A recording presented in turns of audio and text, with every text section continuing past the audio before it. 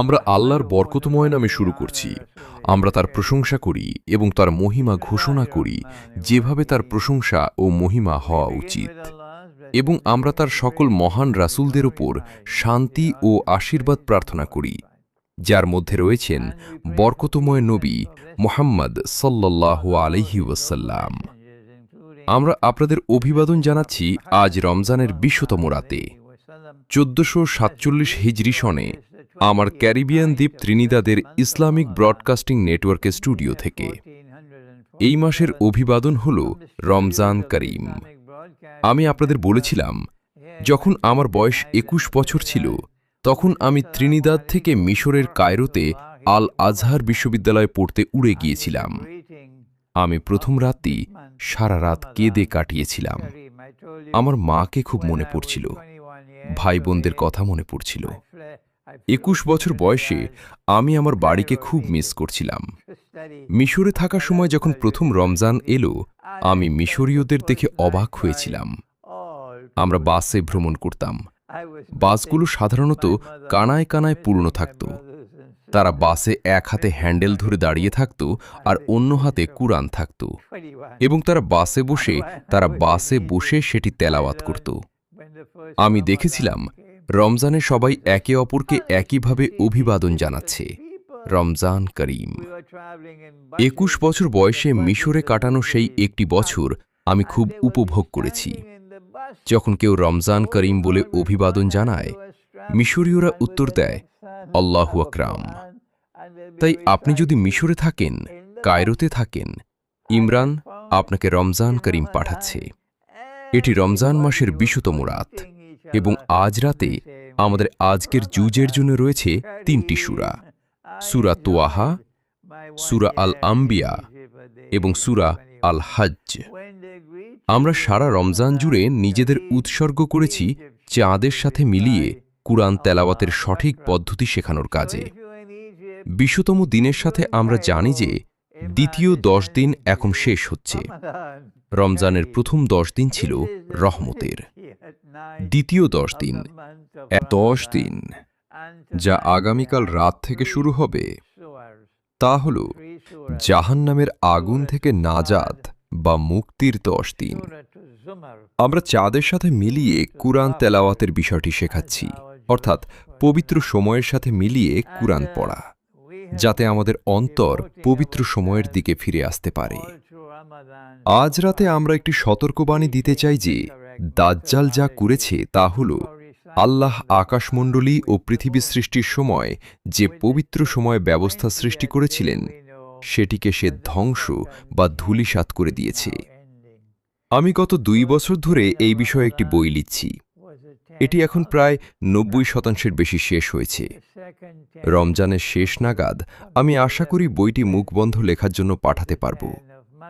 এই বইটির মুখবন্ধ লিখবে এক যুবক, যে কেমব্রিজ বিশ্ববিদ্যালয়ে সময় বা টাইমের উপর পিএইচডি করছে। আমি তাকে বেছে নিয়ে বলেছি, আমি চাই তুমি এই বইটির মুখবন্ধ লেখো। বইটির শিরোনাম হল সময়ের মাঝে দাজ্জালের পদচিহ্ন।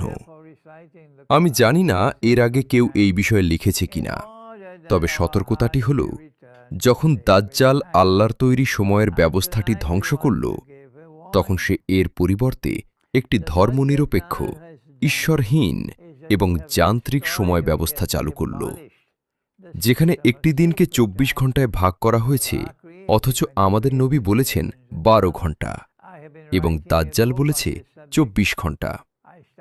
এখন কেউ আর এই বিষয়টি পড়ায় না। সময়ের এই পরিবর্তন নিয়ে আজকার কি আসে যায়? দাজ্জাল যখন আমাদের এই নকল বা কৃত্রিম বিকল্প ব্যবস্থাটি দিল, তখন আপনি যদি আল্লাহর তৈরি সময়ের ব্যবস্থার বদলে এই ব্যবস্থায় বাস করেন, তবে তা আপনার হৃদয়ের ক্ষতি করে। এই সেশনগুলোতে আমার হাতে খুব বেশি সময় নেই, তবুও আমি হৃদয়ের যে ক্ষতি হয় তা নিয়ে কিছুক্ষণ বলতে চাই।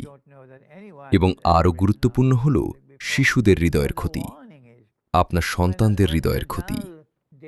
চিন্তা করার প্রক্রিয়ায় আল্লাহ মানুষকে যে সক্ষমতা দিয়েছেন, কুকুর সেভাবে চিন্তা করতে পারে না। কুকুরের বুদ্ধি আছে, তোতা পাখির বুদ্ধি আছে, গরুর বুদ্ধি আছে, সিংহের বুদ্ধি আছে, কিন্তু তাদের চিন্তা করার ক্ষমতা নেই, তাদের যৌক্তিক অনুষদ নেই, তারা জ্ঞান আহরণ করতে পারে না, তাদের চিন্তা করার প্রক্রিয়া যান্ত্রিক। আমাদের যৌক্তিক অনুষদ কার্যকর রাখার জন্য চিন্তা করার ক্ষমতার সবচেয়ে গুরুত্বপূর্ণ উপাদান হল স্মৃতিশক্তি। আপনি যদি আপনার স্মৃতিশক্তি হারিয়ে ফেলেন, আপনার স্মৃতিশক্তি যদি দুর্বল থেকে দুর্বলতর হতে থাকে, তবে শেষ পর্যন্ত আপনি সামনে বা পিছনে কোনো কিছু নিয়ে চিন্তা করতে পারবেন না। আপনার কাছে গতকালের অতীত হারিয়ে যাবে এবং আগামীকালের ভবিষ্যৎ আপনার নাগালের বাইরে চলে যাবে। আপনি তার পরোয়া করবেন না, আপনি শুধু বর্তমান নিয়ে পড়ে থাকবেন। আর এভাবেই আপনি দাজ্জাল বা অ্যান্টিক্রাইস্ট যে সুরে বাজাবে সে সুরেই নাচবেন এবং আপনি জাহান্নামে যাবেন। যখন আপনার স্মৃতিশক্তি কমতে শুরু করে, তখন আপনি জাহান্নামের পথে রয়েছেন। স্মৃতিশক্তি কমে যাওয়াকে কখনো কখনো ডিমেনশিয়া বলা হয়, আর ডিমেনশিয়ার সবচেয়ে বিপজ্জনক রূপ হল আলঝেইমার, যেখানে আপনি এমন এক পর্যায়ে পৌঁছান যখন আপনি নিজের সন্তানদের নামও জানেন না। আপনার নিজের ছেলে বা মেয়ে আপনার কাছে এলে আপনি তাদের চিনতে পারেন না। যখন কোনো পরিবারে এমন ঘটে, তখন পুরো পরিবার উলটপালট হয়ে যায়, কারণ আপনাকে সেই ব্যক্তিকে 24 ঘন্টা পাহারা দিতে হয়। আপনি জানেন না কখন সেই ব্যক্তি ঘর থেকে বেরিয়ে যাবে এবং আপনি তাকে আর কখনো নাও দেখতে পারেন। হ্যাঁ, স্মৃতিশক্তি কমে যাওয়ার বিপদ এটাই। মানবজাতির সবাই এখন স্মৃতিশক্তি হ্রাসের এই বৈশ্বিক যুগের সদর দরজায় এসে দাঁড়িয়েছে। আপনি যদি স্মৃতিশক্তি কমে যাওয়ার অভিজ্ঞতার মধ্য দিয়ে যান, তবে আপনি ডিমেনশিয়ার পথে রয়েছেন। এখন আপনি কি করবেন? এটি হল পবিত্র সময়কে পরিত্যাগ করে নকল বা কৃত্রিম সময়ের সাথে বসবাস করার খেসারত। কৃত্রিম সময় হল সেটি যেখানে একটি মাস আর এক নতুন চাঁদ থেকে অন্য নতুন চাঁদের হিসাব মেনে চলে না। জানুয়ারি মাসের সাথে চাঁদের কোনো সম্পর্ক নেই, ফেব্রুয়ারির সাথেও চাঁদের কোনো।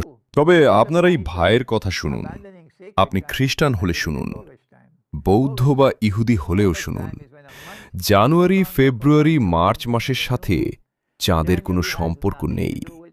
এটি একটি নকল সময়। আল্লাহ আমাদের পবিত্র সময় দিয়েছিলেন এবং চাঁদ সেই পবিত্র সময়ের কেন্দ্রে অবস্থিত। আপনি যদি নিজেকে সেই রোগ থেকে আলাদা করতে চান, যেখানে আপনি সময়কে দ্রুত থেকে দ্রুততর চলে যেতে দেখছেন, আপনি যদি নিজেকে স্মৃতিশক্তি হারানো থেকে রক্ষা করতে চান, এবং আরও গুরুত্বপূর্ণভাবে শুনুন, যদি আপনি আপনার সন্তানদের স্মৃতিশক্তি হারানো থেকে রক্ষা করতে চান, তবে তাদের কুরআন তেলাওয়াত করতে শেখান। আল্লাহ কুরআনের ব্যাপারে বলেছেন যে এটি আরোগ্য দিতে পারে, আর আমি কুরআনে এমন কিছু নাজিল করি যা শেফা বা আরোগ্য। তাই আপনি যদি কুরআন তেলাওয়াত করেন, আমি বারবার বলছি এবং আবারও বলছি, আপনি যদি কুরআন সেভাবে তেলাওয়াত করেন যেভাবে আল্লাহ তেলাওয়াত করেছেন, তবে এই কুরআন আপনার হৃদয়কে সুস্থ করতে পারে। কুরআন আপনার হৃদয়কে স্মৃতিশক্তি হারানো এবং শেষ পর্যন্ত ডিমেনশিয়া ও আলঝেইমার থেকে রক্ষা করতে পারে। যারা রমজানে কুরআন তেলাওয়াত করছেন, আল্লাহ তাদের সকলকে বরকত দান করুন। আমি দোয়া করি এবং আশা করি আল্লাহ আমাদের সকলকে এই রমজানে বরকত দিন। ধন্যবাদ।